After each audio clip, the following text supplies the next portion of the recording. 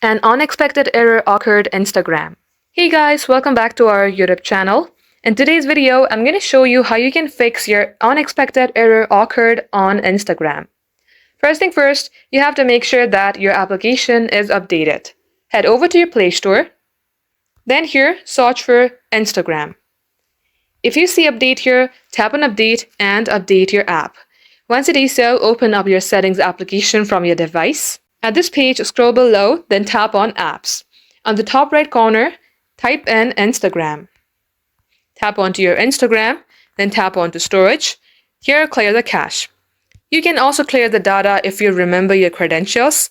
If you don't remember your ID and password, you can leave it and come back to the app info page. Here you will see force stop. Tap onto it, then tap OK. Now once you do all that, restart your device and see if this fixes your problem. If it's still not working, then try and reinstall this Instagram application after first uninstalling it. Long tap onto your Instagram app, tap on uninstall and uninstall it. Once you do that, this shall definitely fix your problem.